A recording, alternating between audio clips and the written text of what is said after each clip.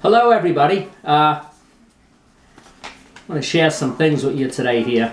Our auction is going really well, and it's really appreciated. I wanted to read a letter from our friends in Kentucky, which I am very grateful for.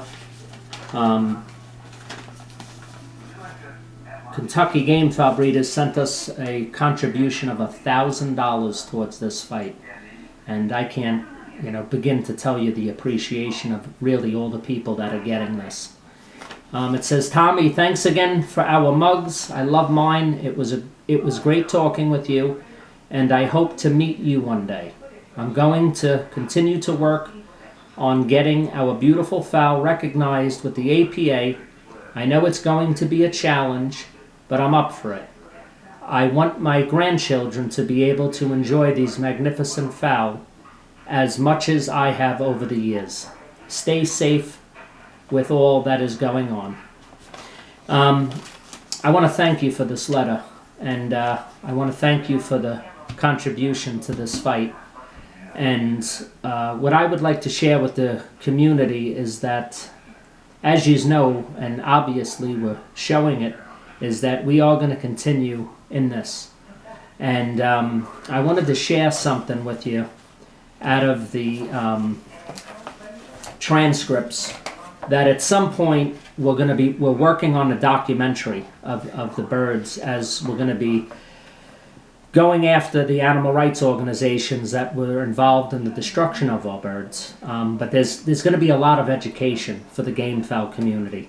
One of the things that touched me in the letter from our friend in Kentucky is the fact that we want to leave our loved ones a heritage in game fowl. We want to leave a heritage in game fowl, and the only way we're going to be able to do this is to confront the ignorance and the corruption that has been going on.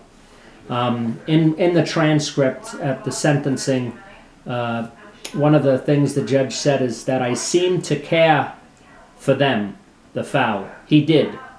But by the same token, cockfighting is illegal because it is cruel at some level. The evidence here about blood and feathers and a dirty floor, he's writing something about they fight better when they're hurt. I don't have the quote. And he's also writing about the thought one of his birds was blinded. You know the testimony is in cockfighting. The birds can lose eyes and they can be disemboweled. The sad fact about all this, friends, is that they were reading out of my history books.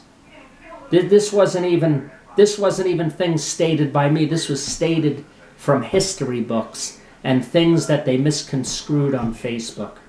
So anyway, there's a lot more that's going to be getting put out there. This is the Old English Game Fowl Archives, and I'm going to be speaking with David Atkins, an APA judge. We're going to be talking about getting more of these. I was close friends with Cliff Douglas up here in upstate New York. He was over down by Fort Plains there, Canajoharie, New York. Cliff Douglas was the president of the Old English Game Fowl, of the Old English Game Fowl Club of America. And this DVD is, it talks all about the challenging chicken.